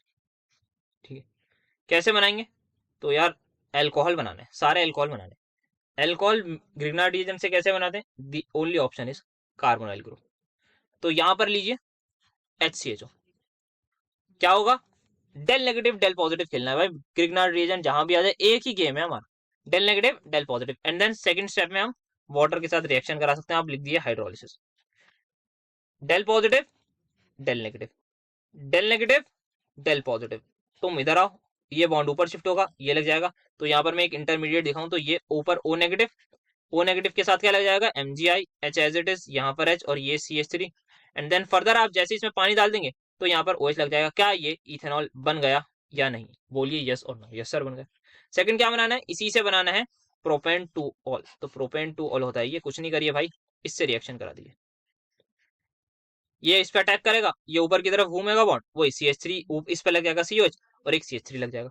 अब क्या बनाना है इससे? 2 methyl propane two all. 2 methyl propane two all मतलब 2 मिथाइल प्रोपेन टू ऑल, ये बनाना है। ये बनाना है ना, 2 मिथाइल प्रोपेन टू ऑल, ये होता है 2 मिथाइल प्रोपेन टू ऑल, ये हो गया। क्या कर रही है भाई? कुछ नहीं करिए, मिथाइल मैग्नीशियम आयोडाइड की रिएक्शन करा दी कैसीटोन, कैसीटोन एसीटोन से। तो एसीटोन से जैसे ही हम इसकी रिएक्शन कराएंगे वही सेम कराना है, डेल नेगेटिव डेल पॉजिटिव। यहाँ पर एक CH3 लग जाएगा और ये बॉन्ड ऊपर शिफ्ट होगा, देन हाइड्रोलिसिस करके लगा देंगे हम H। तो that's how we can prepare. तो मैग्नीशियम सॉरी ग्रिग्नार्ड रिएजेंट से जब भी अल्कोहल बनाना हो so we can use the way which is carbonyl compound से रिएक्शन। नेक्स्ट बात करनी है भाई एबिलियोस्कोपिक कांस्टेंट की। तो सबसे पहले ये क्या होता है? डेल्टा टी भी हम सभी को पता है, एलिवेशन इन बॉइलिंग पॉइंट किसके इक्वल होता है? KB into molality. इसी KB को हम बोलते हैं ebullioscopic constant. Now how we are going to define this? So KB is simply called as boiling point elevation constant, molal elevation constant या ebullioscopic constant. तो अगर मुझे बताइए कोई ऐसा सॉल्वेंट हुआ जिसकी क्या कोई एक सोल्यूशन हुआ जिसकी मोलैलिटी 1, तो डेल्टा टीबी क्या हो जाएगा? तो सर डेल्टा टीबी हो जाएगा आपका KB के इक्वल। सही बात है। तो इसी तरीके से हम डिफाइन करते हैं कि मोलल एलिवेशन कांस्टेंट या ebullioscopic constant is simply the boiling point elevation produce by 1 molar solution.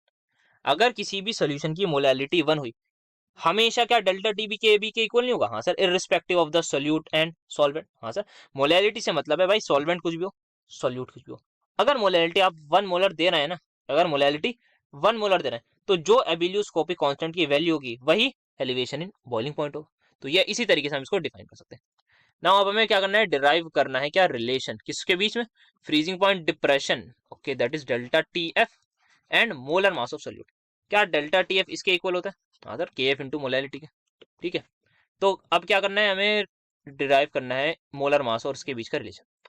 क्या डेल्टा टी एफ को मैं लिख सकता हूँ के एफ इंटू मोलैलिटी की जगह गिवन वेट जिसको मैं डब्ल्यू लिख रहा हूँ, डिवाइड बाय मॉलिक्यूलर वेट जिसको मैं एम एफ लिख रहा हूँ, किसका, सोल्यूट का, molar mass of solute into weight of solvent in KG, इसको मैं W1 इसको W2 कर देता हूँ, ऊपर आ जाएगा 1000। बन गया रिलेशन तो कहीं पे। तो अब मैं चाहूँ तो क्या करता हूँ, ऐसा करता हूँ मॉलिक्यूलर वेट की निकाल लेता हूँ, तो एम एफ जिसको खाली मैं एम ही कर देता हूँ, तो एम की वैल्यू यहाँ से क्या हो जाएगी सर, एम की वैल्यू हो जाएगी K f into W1 by W2 into 1000 divide by delta T f. तो ये हमारे पास आ गई किसकी value, molar mass of solute की value. So that's how we can calculate. Next अब बात करनी है डिफाइन बफर सोल्यूशन। तो क्या होता है, मैं नॉर्मल लैंग्वेज में समझाता हूँ। मुझे किसी एक दोस्त ने मेरे सोल्यूशन दिया, उसने कहा कि भाई इस सोल्यूशन की जो पीएच है ना वो है 5। ठीक है, मैंने कहा, कह रहा था, उसने कहा संभाल के रखना इसको। मैंने कहा हाँ भाई जैसा आप बोले, आप मेरे बिल्कुल दोस्त हैं, मैं आपकी बात मानूंगा। पर मैं था थोड़ा बहुत चुलबुला इंसान। मैंने कहा यार इसने बोला तो पीएच 5 है, देखा मैंने टेस्ट करा, मैंने कहा हाँ भाई 5 तो है। मैंने कहा यार चलो ऐसा करता हूँ ना, इसकी पीएच को थोड़ा सा ऐसा करता हूँ, एसिड डाल के देखता हूँ, क्या पता कुछ चेंज तो आएगा। और फिर बोल दूंगा ऐसे ही का भाई मैंने नहीं करा, पता नहीं कैसे हो गया भाई, भूत आ गया। तो ऐसे बोल के मैंने सोचा, तो मैंने थोड़ा बहुत एसिड डाल दिया। जैसे ही मैं H प्लस डालूंगा, लॉजिकली पीएच 5 से कम होनी चाहिए। हाँ सर 5 से कम होनी चाहिए, हो सकता है 4.8 4.7 ऐसी होनी चाहिए। थोड़े बहुत H प्लस डालें तो थोड़ी बहुत तो डिक्रीज होनी चाहिए। मैंने डाले, अब मैंने डाला इसमें पीएच पेपर, भाई मैं पीएच देख रहा हूँ वो तो आई है 4.999। अब मैं परेशान। मैंने सोचा था कि भाई मैं उसको डरा दूंगा कि भाई पता नहीं यार कैसे पीएच चेंज हो गई, कोई भूत आ गया उसने कर दी, क्या हो गया। अब मुझे लग रहा है कि यहाँ पे तो भूत आ गया क्योंकि इसकी तो पीएच ही चेंज नहीं हो रही। ये तो परेशानी की बात हो गई। ठीक है भाई, उसने करा। मैंने कहा चलो OH नेगेटिव डाल के देखता हूँ, क्या पता उससे कुछ हो जाए, मेरे H प्लस खराब हो। मैंने OH नेगेटिव डाले इस बार। भाई पीएच मेरे हिसाब से 5 थी, तो 5.2 5.3 ऐसी हो जानी चाहिए थी। अब भाई मैंने OH डाले तो ये पीएच मेरी हो रही है 5.000। मैं फिर परेशान, मैंने कहा भाई यार ये क्या हो रहा है, ये मेरा पीएच स्केल खराब है क्या सही में कोई भूत आ गया। तो अब थोड़ी प्रॉब्लम हुई। अब मैंने कहा चलो जैसा है ना वैसे ही रहने दो। अब मेरा दोस्त आया, फिर मैंने अपने दोस्त को बताया, मैंने कहा यार ऐसे ऐसे करने वाला था, यहाँ तो मेरा ही उल्टा मोह हो गया। तो उसने कहा भाई ये जो सोल्यूशन है ना, इस सोल्यूशन को बोलते हैं बफर सोल्यूशन। मैंने कहा अच्छा इसको बफर सोल्यूशन बोलते हैं, तो मैंने कहा प्रॉपर्टी भी बता दो। तो उसने बताया बफर सोल्यूशन ऐसे सोल्यूशन होते हैं जो रेजिस्ट करते हैं ड्रास्टिक चेंज इन पीएच जब आप उसमें small amount of strong acid या स्ट्रॉन्ग बेस या वाटर डालें। तो मैंने कहा अब समझ आया, हाँ मैं थोड़ा बहुत डाल लेता, मैं बहुत ज्यादा नहीं डाल लेता। उसने कहा हाँ यही तो, अगर तुम बहुत ज्यादा डालते, तुम 5-7 मोलर 5-7 लीटर डाल देते, तब तो बहुत खतरनाक चेंज आपको देखने को मिलता। पर आप क्योंकि डाल रहे थे 1-2 ml, तो आपको कोई चेंज इतना देखने को नहीं मिला। तो मैंने कहा अच्छा अब ठीक है, अब मुझे समझ आया, अब मुझे थोड़ा सुकून मिला, कोई भूत वूत नहीं था यहाँ पे। मैंने सिर्फ केमिस्ट्री ही कम पढ़ रखी थी, तो मेरे दोस्त ने मुझे यहाँ पे केमिस्ट्री भी सिखा दी। तो बफर सोल्यूशन समझ में आया क्या होता है। अब इसके क्या होते हैं एप्लीकेशन। एक बायोकेमिकल सिस्टम में पीएच ऑफ ब्लड जो होती है हमारे पास इतनी मेंटेन होती है ड्यू टू, पढ़ा होगा जिन बायो वाले बच्चों ने, कि bicarbonate ions and carbonic acid की वजह से होता है। अब mayor change of 0.2 pH unit can cause death. अगर इतना सा भी चेंज हो जाए ना पीएच में तो डेथ हो सकती है। तो सोचिए कितना बड़ा सिग्निफिकेंट वो है, बेसिकली रेवोल्यूशनरी यूज है हमारे पीएच का ब्लड की मेंटेन रखने को। Then saline solution for intravenous injection must contain buffer system to maintain the proper pH of the blood। तो जो saline solution हम डालते हैं जब हम intravenous injection लगाते हैं, तो उनमें जो है pH मेंटेन होनी चाहिए, ताकि ब्लड के pH अगर हम डालें तो कोई चेंज नहीं होना चाहिए। फिर agriculture soil gets buffer due to presence of salt such as carbonate bicarbonate. Choice of fertilisers भी हम किसी वजह से यूज करते हैं डिपेंडिंग अपॉन क्या पीएच है सॉइल की। इंडस्ट्री में काफी ज्यादा यूज होता है plain importer in paper dye ink paint and drug industry में तो हो गई। देन मेडिसिन में पेनिसिलिन जो पता है फर्स्ट एंटीबायोटिक थी, are preparations are stabilized by addition of magnesium citrate as buffer। जैसे हम सिट्रिक एसिड को ऐड करते हैं मिल्क ऑफ मैग्नीशियम में, मैग्नीशियम सिट्रेट फॉर्म होता है which is also a buffer. तो ये कुछ एप्लीकेशन है हमारे बफर सोल्यूशन के। नेक्स्ट आता है यहाँ पर एक न्यूमेरिकल। क्या है, यहाँ पर हमें दे रखा है एक एलिमेंट है जिसका मोलर मास है 27, फॉर्म्स क्या कर रहा है, क्यूबिक यूनिट सेल कर रहा है, ठीक है क्यूब बना रहा है, जिसकी एच लेंथ हमें दे रखी है 405 पिकोमीटर, डेंसिटी दे रखी है 2.7 ग्राम पर सेंटीमीटर क्यूब, मोलर मास दे रखा है 27, हमें से पूछा गया है भाई आप मुझे ये बता दीजिए कि ये जो यूनिट सेल है, ये जो यूनिट सेल है कौन सा है, एफसीसी है, बीसीसी है। मैंने कहा ठीक है। तो सबसे पहले हम सभी को डेंसिटी का फॉर्मूला पता है, density is equals to what, that is number of particle जितने भी होंगे N into molar mass divide by edge length का क्यूब ए क्यूब इंटू क्या, एवोगैड्रो नंबर। सही बात। तो यहाँ पर मैं अगर वैल्यूज डालूं तो डेंसिटी दे रखी है 2.7, एन की वैल्यू हमें नहीं पता, अगर मुझे कहीं से एन मिल जाए तो क्या मैं बता नहीं सकता ये कौन सा यूनिट सेल होगा, answer is into molar mass 27 divide by a को अगर मैं इसको कन्वर्ट कर लूँ सेंटीमीटर में तो वो आ जाएगा 4.08 इंटू 10⁻⁻8 सेंटीमीटर। ये हो जाएगा ना, हाँ सर ये हो जाएगा। तो इसको मैंने डायरेक्टली यहाँ पर कन्वर्ट कर लिया सेंटीमीटर में। तो इसको क्यों सेंटीमीटर में करा, क्योंकि डेंसिटी मेरी किसमें, ग्राम पर सेंटीमीटर क्यूब में।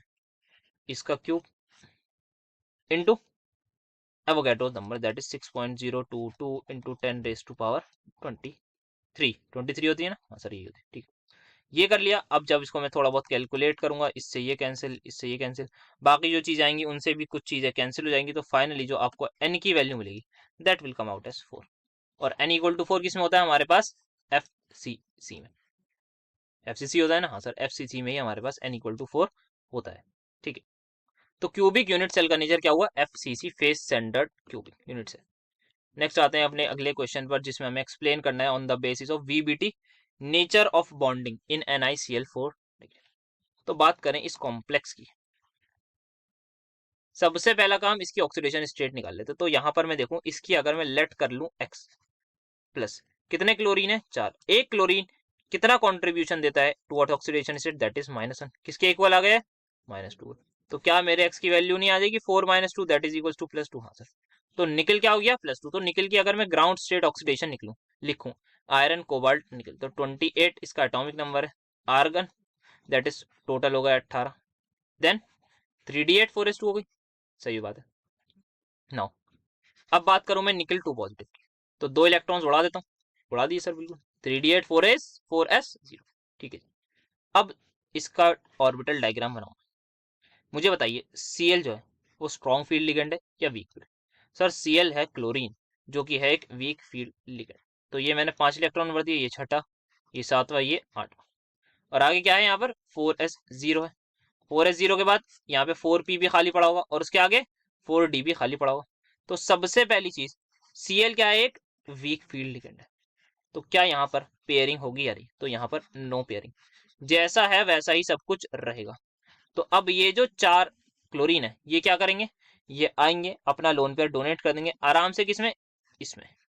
Cl नेगेटिव एक यहाँ डोनेट करेगा, एक यहाँ डोनेट करेगा, एक यहाँ डोनेट करेगा, एक यहाँ डोनेट कर देगा। क्या क्या यूज हुआ, एक S और 3 P, तो हाइब्रिडाइजेशन क्या हो जाएगी sp3। तो इस कॉम्प्लेक्स की हाइब्रिडाइजेशन हो गई sp3। तो आपने एक्सप्लेन कर दी किस तरीके की बॉन्डिंग है यहाँ पर। तो यहाँ पर लोन पेयर जो डोनेट होंगे वो हमारे पास इनमें हो जाएंगे, Cl के ये लोन पेयर यहाँ पे आपको रखे हुए मिलेंगे, और हाइब्रिडाइजेशन क्योंकि एक S और 3 P यूज हो रहे हैं, so the hybridisation is going to be sp3। और कुछ भी बात करते हैं, बात कर लेते हैं ये 2 अनपेयर्ड इलेक्ट्रॉन है, तो पैरामैग्नेटिक डाइपोल मोमेंट यहाँ से निकाल सकते हैं। आई थिंक इतना ही बहुत है, और क्या बात करते हैं वैलेंस बॉन्ड थ्योरी में, ये तो सारी बातें होती हैं। नेचर ऑफ बॉन्डिंग हो गया, पेयरिंग का बता दिया, वीक फील्डिंग, हाँ सब कुछ हो गया। ठीक है, तो ये हमारे पास इस तरीके से एक्सप्लेन कर सकते हैं। नेक्स्ट हमें यहाँ पे कन्वर्ट करना है एसिटिक एसिड को, सबसे पहले एसिटामाइड। एसिटिक एसिड क्या होता है सर, CH3COH। एसिटामाइड ये होता है सर CONH2। सबसे पहले रिएक्शन करा दीजिए अमोनिया से, अमोनिया होता है बेस, कर लेगा एक्सेप्ट H+, और यहाँ पे हमारे पास ये सॉल्ट बन जाएगी।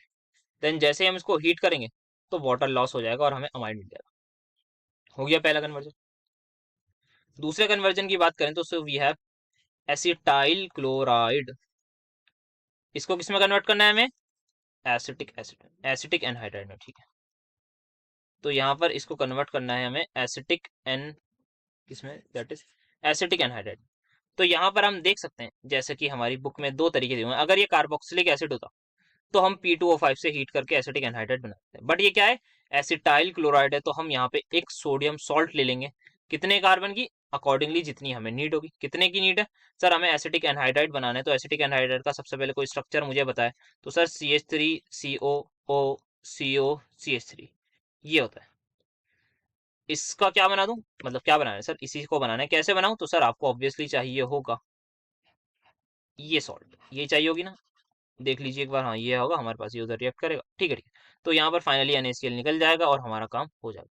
तो ये हमें चाहिए होगी एसिटाइल क्लोराइड और साथ में sodium salt of acetic acid. तो यहाँ पे हमें सोडियम एसिटेट मिल जाएगा, उससे रिएक्शन कराएंगे तो हमें अपना डिजायर्ड प्रोडक्ट मिल जाएगा। नेक्स्ट सोडियम एसिटेट से बनाना है मीथेन। सोडियम एसिटेट ये आ गया, हाँ सर। मीथेन क्या है, CH4 है। मतलब क्या हो रहा है सर, यहाँ पे कहीं ना स्टेप डाउन रिएक्शन हो रही है, मतलब जितने कार्बन रिएक्टेंट में है उतने कार्बन प्रोडक्ट में नहीं है, एक कार्बन कम हो गया, तो यहाँ पर हम कराते हैं इसकी soda lime D carboxylation, NaOH plus CO heat कर देंगे, हमें ये मिल जाएगा और बाय प्रोडक्ट में मिलता है Na2CO3। सो दैट्स हाउ ये कन्वर्जन हमारे तीनों हो गए और हमारा सेक्शन हो गया complete. So let us start with our last section जो हमारे पास है, दैट इज सेक्शन डी, जिसमें 3 क्वेश्चन करने थे। सबसे पहले डिफाइन आइसोमॉर्फिज्म। तो आइसोमॉर्फिज्म क्या होता है, सिंपल, दो या दो से सब्सटेंसेस जिनका क्रिस्टल स्ट्रक्चर जो है वो सेम हो, जिनका सेम क्रिस्टल स्ट्रक्चर हो, तो उनको बोलते हैं भाई ये दोनों एक दूसरे के आइसोमॉर्फस हैं। उसमें क्या होता है, बेसिकली उनकी जो केमिकल कॉम्पोजिशन होती है उसका सेम एटॉमिक रेशियो होता है। जैसे एग्जांपल के लिए NaFMgO, NaNO2 और कैल्शियम कार्बोनेट दे रखा है यहाँ पर। तो इसमें क्या है, एक्चुअल में यहाँ पर they have the same atomic ratio, मतलब 1:1, एक कैटायन एक एनायन, दोनों दो एटम है, उन दोनों का रेशियो क्या है, सेम है, 1:1, एक कैटायन एक एनायन, यहाँ भी 1:1 सेम। पर यहाँ पे देखिए, एक सोडियम एक नाइट्रोजन 3 ऑक्सीजन, सिमिलरली एक कार्बन, सॉरी हाँ एक कैल्शियम एक कार्बन और 3 ऑक्सीजन। तो ये हमारे क्या कहलाते हैं, आइसोमॉर्फस। तो किसके कॉन्स्टिट्यूएंट एटम्स जो है उनका रेशियो जो है वो सेम होना चाहिए। नेक्स्ट बात करनी है हमें आर्हीनियस इक्वेशन की, क्या होती है, ये होती है हमारी सिंपल सी Arrhenius equation, K is equal to A e raise to power minus of E A by R T. A क्या है, एक्टिवेशन एनर्जी, K क्या है, rate constant, R molar gas constant, universal gas constant, T क्या है, temperature, ए क्या है, pre exponential factor होता है। ये क्या होता है, बेसिकली हमारे पास इसकी सेम यूनिट होती है एंड द रेट कांस्टेंट, इन दोनों की K और A की जो है वो सेम यूनिट होती है in case of first order reaction. Besides A is found to be related to frequency of collision. तो frequency of collision पर डिपेंड करता है हमारा ये, जिसको प्री एक्सपोनेंशियल फैक्टर बोलते हैं। तो यहाँ पर जैसे ही मैं अगर इसका लॉग ले लूं तो क्या ये बन जाएगा, log K is equals to log A e raise to power minus of E A by R T. बोलिए ये सुनो, हाँ सर बन जाएगा। तो क्या सभी को एक प्रॉपर्टी पता है, log m into N is equals to होता है log m plus log n, हाँ सर ये पता है। तो यहाँ पे मैंने कौन सा लॉग लिया है, बेसिकली मैं इसको प्रिसाइजली लिख दूं, ln लिया है, that is log base e। तो ये मेरे पास ln k जो है, क्या वो इक्वल हो जाएगा ln a plus ln e raise to power minus of E A by R T के। और इसी बात पर मुझे बताइए, क्या जब अगर log m a raise to power m हो तो वो m टाइम्स नहीं हो जाती, यहाँ पर आ जाती, हाँ सर ये भी होता पता है। और एक और चीज, अगर ln e की वैल्यू क्या होती है सर, ln e कुछ नहीं होता, log बेस e, और यहाँ पर ये भी e है, तो ये किसके इक्वल होती है, 1 के। तो यहाँ पर इसका मतलब क्या हुआ, सबसे पहले प्रॉपर्टी लगाऊंगा पावर वाली, तो ये इक्वल हो जाएगा ln a minus E A by R T into ln e, और ln e किसके इक्वल होता है, 1 के। तो यहाँ पर मुझे ये इक्वेशन बन गई। और यहाँ पर मैं क्या करूंगा, log, अगर मुझे log बेस e को कन्वर्ट करना है log बेस 10 में, तो मुझे मल्टीप्लाई करना होता है 2.303 से, and I will get this is equal to 2.303 log a minus of E A by R T. तो ये इक्वेशन को अलग तरीके से लिखने का अंदाज है। और फाइनली जब हम इसको 2.303 से डिवाइड कर देंगे तो ये इक्वेशन आपके सामने आ जाएगी, log 10 इक्वल्स टू दिस। अब हमें क्या करना है, हमें डिराइव करना है एक एक्सप्रेशन एक्टिवेशन एनर्जी के लिए फॉर 2 डिफरेंट टेम्परेचर, एक टेम्परेचर है T1, एक टेम्परेचर है T2। तो अगर मैं यहाँ पर K ले रखा है, मेरा टेम्परेचर T1 हुआ तो क्या K1 बोल सकता हूँ, हाँ सर। अगर मेरा टेम्परेचर T2 हुआ तो इसको K2 बोल सकता हूँ, हाँ। तो इसी तरीके से मैंने ये दोनों इक्वेशंस लिख दी यहाँ पर, आप देख सकते हैं। तो K1 टेम्परेचर पर मैंने लिख दिया T1 और K2 पर लिख दिया मैंने ये T2, ठीक है भैया। नाउ K1 एंड K2 क्या है, ये रेट कांस्टेंट है टेम्परेचर T1 एंड T2 पर। अब मैं क्या करूंगा, दोनों को सब्ट्रैक्ट कर रहा हूँ, 2 इस 2 में से माइनस को 1 कर रहा हूँ, इसको 2 ले लेता हूँ, इसको 1 ले लेता हूँ। तो जैसे ही सब्ट्रैक्ट करा, क्या ये चीज सेम है, कैंसिल हो जाएगी, ध्यान से लीजिए, क्योंकि सेम रिएक्शन है। सेम रिएक्शन की बात कर रहे हैं, एक रिएक्शन है उसका कोई T2 टेम्परेचर पर रेट कांस्टेंट होगा, T1 पर कुछ होगा, उसी की बात कर रहे हैं, तो उसका प्री एक्सपोनेंशियल फैक्टर जो है वो सेम होगा। तो ए से लॉग ए कैंसिल, और आपके सामने ये इक्वेशन आ जाएगी। अब इसको अगर मैं थोड़ा सा देखूं तो हमें पता है log m माइनस एन किसके इक्वल होता है, log m अपॉन एन। तो log base 10 K2 by K1 equal हो जाएगा, आप कॉमन ले लीजिए EA/R और साथ में 2.303 को ले लिया कॉमन, कॉमन ले लिया, अंदर क्या बचा, अंदर बचा 1/T1 माइनस 1/T2। क्या ये इक्वेशन आप सभी को समझ आई, और ये बहुत इजीली डिराइव हो जाएगी हमारी इक्वेशन। तो चाहें तो अगर इसको ई ए की अलग से वैल्यू निकालनी है तो उसकी भी हम निकाल सकते हैं कि इसको इधर भेज दें सबको, इसको डिनोमिनेटर में भेज दें, but anyways we don't need that, यहाँ तक भी काम चल जाएगा। तो ये हमारी एक्टिवेशन एनर्जी की इक्वेशन भी डिराइव होगी। नेक्स्ट बात करते हैं इंटर हेलोजन कंपाउंड्स क्या होते हैं भाई। इंटर मतलब एक दूसरे, किसके साथ, हेलोजन। तो हेलोजन आपस में ही जब बॉन्ड बना ले, जब कंपाउंड बना ले, उसको क्या बोलेंगे, inter halogen compounds. Inter halogen compound is a compound formed by a combination of atoms of different halogens। जैसे कि एग्जांपल के तौर पर मैं बता सकता हूँ आपका ClF3, और बता सकते हैं PCl5 तो नहीं क्योंकि वो फॉस्फोरस हो गया, sorry, IF7, ClF5 and so on, ये सारे हमारे क्या होते हैं, ICl3 इंटर हेलोजन कंपाउंड्स। यहाँ पे क्या होता है, डिफरेंट हेलोजन्स आपस में कंबाइन करते हैं। तो इंटर हेलोजन कंपाउंड क्या है, is regarded as the halide of the more electropositive halogen. A given halogen forms an inter halogen compound only with the halogen having lesser electronegativity. तो हमें पता है यहाँ पे फ्लोरीन है, इसकी इलेक्ट्रोनेगेटिविटी ज्यादा है, क्लोरीन की कम है। सिमिलरली फ्लोरीन की ज्यादा, आयोडीन की कम। यहाँ पे क्लोरीन की ज्यादा, आयोडीन की कम, यहाँ भी फ्लोरीन की ज्यादा और क्लोरीन की कम। तो ये इंटर हेलोजन कंपाउंड हो गया। दो कैरेक्टरिस्टिक लिए, दो नहीं आप 4-5 ले लीजिए, ये सारे के सारे डायमैग्नेटिक होते हैं। Number of x atoms in the compound is always odd, मतलब यहाँ पर जो ये है बेसिकली इसको एक्स बोला गया है, ये जो होते हैं एक्स डैश, बेसिकली एक्स, और इसको रिप्रेजेंट ऐसे करते हैं एक्चुअल में कि हम लिखते हैं इसको x x dash, x x dash. X dash जो एटम है वो हमेशा आपका मिलेगा ऑड, या तो 1 होगा या 3 होगा, जैसे कि आप यहाँ भी देख सकते हैं, या फिर 5 होगा। Central halogen atom exhibits different oxidation state in different inter halogen. हाँ पता है, यहाँ पे देखिए क्लोरीन +3 है, यहाँ आयोडीन +7 है, अच्छा ClF5 करना था इसको, यहाँ पे क्लोरीन +5 है, यहाँ आयोडीन +3 है। तो सेंट्रल एटम जो है आयोडीन है, जैसे क्लोरीन है, वो अलग अलग ऑक्सीडेशन स्टेट दिखा रहा है अलग अलग इंटर हेलोजन कंपाउंड में। और बाकी आप इसकी प्रॉपर्टी यहाँ पर पढ़ सकते हैं। इंटर हेलोजन कंपाउंड है even number of atoms, for example this, total atoms की बात हो रही है यहाँ पर, Cl1 और F3, तो कितने हो गए, 4 एटम्स। जैसे ही I यहाँ पर 1 और F कितने हैं, 7, तो टोटल 8। तो इस तरीके से हम इनकी बात करते हैं। Next we have to tell draw the Fischer projection for alpha D glucose. तो यहाँ पे अपनी बुक में देख सकते हैं, ये हमारे पास है अल्फा डी ग्लूकोज का सिंपल स्ट्रक्चर, और यहाँ पे ये जो साइक्लाइजेशन हो रही है, बेसिकली ये जो लोन पेयर है ये अपना इस पर अटैक कर देता है और पानी हमारे पास रिमूव हो जाता है। So you can see this is our alpha D glucose जो हमें चाहिए। तो अल्फा डी ग्लूकोज, हाँ ये पूछा गया था। तो ये हमारे पास है, इसका फिशर प्रोजेक्शन आप देख सकते हैं यहाँ पे, थर्ड कार्बन पर्पस कॉन्फ़िगरेशन इधर उधर है, वरना फिर हर बार लेफ्ट राइट, हर बार राइट में सारे OH हैं, राइट में सारे OH लगे हुए हैं, और ये आ गया है। सो आई होप ये चीज क्लियर होगी। तो ये स्ट्रक्चर हो गया। नेक्स्ट बात करनी है reaction involve in the formation of Teflon. तो टेफ्लॉन क्या है, एक पॉलीमर है, कैसे बनता है, टेट्राफ्लोरोइथीन परऑक्साइड की प्रेजेंस में क्या कराते हैं, पॉलीमराइजेशन, कुछ नहीं होता, होमोलिटिक फिजन, एक इलेक्ट्रॉन तुम लो, एक इलेक्ट्रॉन तुम लो, आगे एक और CF2 को पकड़ो, उसके साथ बॉन्ड बनाते जाओ। तो जैसे यहाँ लिख रखा है, एक रेडिकल है, एक और CF2 रेडिकल आएगा, वो इनके साथ बॉन्ड बना लेगा, एंड सो ऑन, ये चेंज चलती जाएगी। तो कैसे बनता है, टेट्राफ्लोरोइथाइलिन को पॉलीमराइज करते हैं using free radical initiator such as H2O2 और ammonium persulphate at high pressure. तो ये टेफ्लॉन इस तरीके से करता है। नेक्स्ट बात करें construction and working of SHE की, तो बहुत सिंपल है, इसको आप एक बार चाहें तो रीड कर सकते हैं, आपकी बुक से ही लिया है। SHE क्या होती है, एक प्लेटिनम की प्लेट होती है, coated with platinum black, use as electrode. Plate is connected to external circuit, seal narrow glass tube containing mercury surrounded by an outer jacket. Platinum electrode कहाँ पे करते हैं, उसको हम इमर्स कर देते हैं 1 मोलर H+ आयन सोल्यूशन में, मतलब कोई भी एसिडिक सोल्यूशन में। Solution is kept saturated with dissolved H2 by bubbling. तो हम बेसिकली बाहर से जो है वो हाइड्रोजन गैस पास कर देते हैं। प्लेटिनम जो है वो टेक पार्ट नहीं करता, क्योंकि ये क्या है, एक इलेक्ट्रोड है जो कि इनर्ट है, जस्ट सर्व करता है as a site for electron transfer, सिर्फ और सिर्फ ये काम करता है इलेक्ट्रॉन ट्रांसफर का।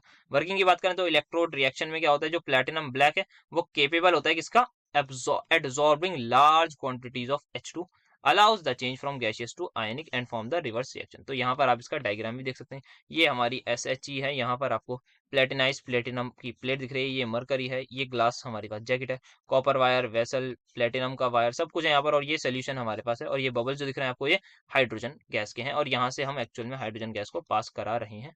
तो डिफिकल्टीज क्या होती है यहाँ पर, एक तो ये होता है कि बहुत ज्यादा डिफिकल्ट होता है to obtain pure and dry hydrogen gas, और दूसरा क्या होता है कि प्रेशर ऑफ हाइड्रोजन गैस जो है वो can not be maintain exactly at 1 atm। तो प्रेशर जो है वो वेरिएबल होता रहता है थ्रू आउट द मेजरमेंट। तो यहाँ हमारी कैलकुलेशंस में थोड़ी बहुत परेशानी आ सकती है, हमारे पास जो है वो 1 atm हमेशा प्रेशर नहीं रहता, तो ये इसमें कुछ डिफिकल्टीज होगी। नेक्स्ट बात करें, दो स्टेटमेंट लिखनी थी for the first law of thermodynamics, जो कि क्या बात करता है, सिर्फ एनर्जी कंजर्वेशन की। Total energy of a system and surrounding remains constant जब सिस्टम चेंजेस होगा from initial state to final state. जैसे कि एक statement energy of the universe remains constant, एक जो सबको पता है energy can neither be created nor be destroyed but can be inter converted from one form to another. एक और, total internal energy of an isolated system is constant. तो ये इसकी कुछ हमारे पास स्टेटमेंट थी। नेक्स्ट क्या बात करनी है हमें, एक सर्टेन रिएक्शन है, उसका डेल्टा एच नॉट दे रखा है मुझे -224 into 10⁻³ joule. Delta H not they रखा है मुझे -153 जूल पर केल्विन। मुझे टेम्परेचर बताना है, at what temperature the change over from spontaneous to non spontaneous occur. तो ये जो रिएक्शन है, इस रिएक्टेंट से प्रोडक्ट मुझे मिल रहा है, ये भाई अभी इस वक्त स्पॉन्टेनियस है। मुझे ऐसा टेम्परेचर ढूंढना है जहां पर ये रिएक्शन नॉन स्पॉन्टेनियस हो। तो मैं क्या करता हूँ भाई, सिंपल एक ऐसा टेम्परेचर ढूंढ लेता हूँ जहां पर ये रिएक्शन इक्विलिब्रियम में आ जाए। तो सबसे पहले मैं ढूंढता हूँ डेल्टा जी नॉट, हमें पता है किसके इक्वल होता है, delta H not minus T delta S. At equilibrium क्या डेल्टा जी जीरो हो जाएगा, हाँ सर, तो delta H not minus T delta S. तो मैं ऐसा टेम्परेचर निकाल लेता हूँ जहां पर ये रिएक्शन जो है वो इक्विलिब्रियम में आ जाए, that is delta H not by delta H not, ये टेम्परेचर होगा। तो टेम्परेचर में यहाँ पर मैं वैल्यूज पुट करूँ तो ये -224 इंटू 10⁻³ डिवाइड बाय -153 आ गया। सो यहाँ पर if I am not wrong, यहाँ पर ये 15 का देखूं तो 1.5 टाइम्स आना चाहिए। तो एक बार मैं कैलकुलेटर से भी चाहूँ तो कैलकुलेट कर लेता हूँ ताकि थोड़ा टाइम बच जाए। तो ये जो टेम्परेचर आ रहा है वो लगभग आ रहा है 1464 केल्विन। तो काफी ज्यादा हाई टेम्परेचर आ रहा है। तो क्या होगा यहाँ पर, अगर मेरा टेम्परेचर लगभग इतना है, अगर मेरा टेम्परेचर लगभग इतना है तो रिएक्शन मेरी इक्विलिब्रियम में होगी। और अब क्या होगा, तो ये क्या है हमारे पास, यही हमारे पास वो टेम्परेचर है। इसी टेम्परेचर पर जो चेंज स्टार्ट हो जाएगा, पहले जो रिएक्शन थी वो क्या थी, स्पॉन्टेनियस।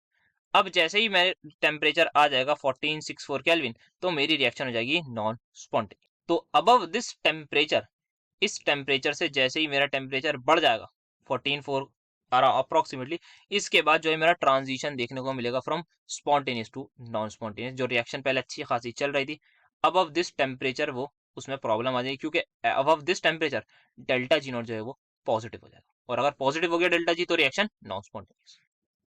नेक्स्ट बात करते हैं डिफाइंड गैंग। तो गैंग कुछ नहीं होता भाई, आप मुझे बताइए, जब आप माइनिंग करोगे, कॉमन सेंस सोचो, माइनिंग किसमें करते हैं, जमीन के अंदर करते हैं। उसमें से मुझे कोई और मिली तो मैं देख के खुश हो गया, वो भाई और मिल गई। अब मुझे बताइए, क्या वो एकदम साफ सुथरी चमकती हुई मिलेगी, नहीं सर नहीं मिलेगी। अलग ही बात है भाई, जमीन के अंदर से निकालना है, बहुत ज्यादा मिट्टी वगैरह होगी, तो उसी मिट्टी वगैरह को ही, या इम्प्योरिटीज को, सैंड मड को, उसको हम बोलते हैं गैंग। तो गैंग क्या है, simply the sand mud other unwanted impurities which remain mix with the ore deposit, these are called as gangue. तो जब हम कॉन्सेंट्रेशन करते हैं, बेसिकली इन्हीं इसी को हटाते हैं, इम्प्योरिटीज को हटाने को ही बोलते हैं कॉन्सेंट्रेशन। जो इम्प्योरिटीज टर्म्ड हुई एज गैंग, इनको जब हम ओर से हटाते हैं, इस प्रोसेस को कॉन्सेंट्रेशन बोलते हैं। तो बस ये एक चीज लिख के लिया। नेक्स्ट, आयोनाइजेशन आइसोमर्स क्या होता है भाई, कुछ आयोनाइजेशन आइसोमर्स में क्या होता है, एक्सचेंज ऑफ लिगेंड होता है between coordination and ionisation sphere.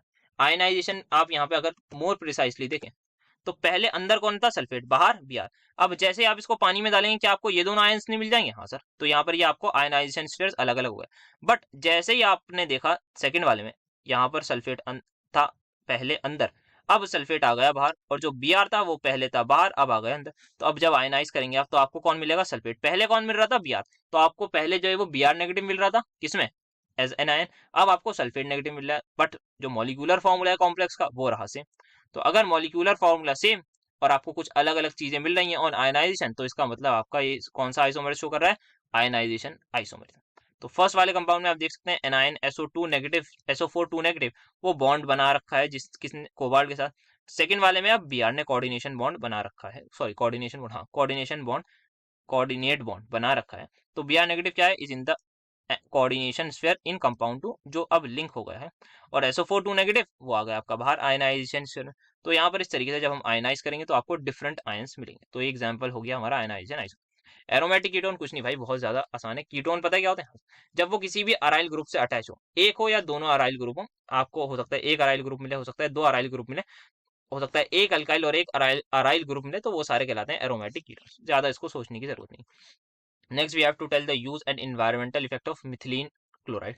तो मिथाइलिन क्लोराइड की अगर हम बात करें, दैट इज CH2Cl2, क्या ये कलरलेस वोलेटाइल लिक्विड है, मॉडरेटली स्वीट अरोमा होती है इसकी, हल्की सी अच्छी खुशबू आती है, use as solvent and use as a propellant in aerosols. जैसे ही इसका एक्सपोजर हो जाता है, ओवर एक्सपोजर टू डाइक्लोरोमीथेन, हमें कैसी फीलिंग आने लगेगी, डिजीनेस होने लगेगा, थकान होने लगेगी, नोजिया होगा, हेडेक होगा, नमनेस, वीकनेस। ये तो सर अभी से ही हो रही है हमारी सारी, हाँ पढ़ाई करते हो तब तो होती है ना चीजें, पढ़ाई नहीं कर रहे हो तो एकदम फ्रेश होते हैं। सर पढ़ाई कर रहे हैं तो ऐसा फील हो रहा है कि मिथिलीन क्लोराइड हमारे आसपास आ गई। तो ऐसा नहीं, जरा थोड़ा सा खाए पिए और दोबारा पढ़ाई करिए। तो इट इज हाईली डेंजरस होती है if it comes in direct contact with eyes, as it damages cornea. तो हमारी आइज में जो कॉर्निया होती है उसको ये डैमेज करती है।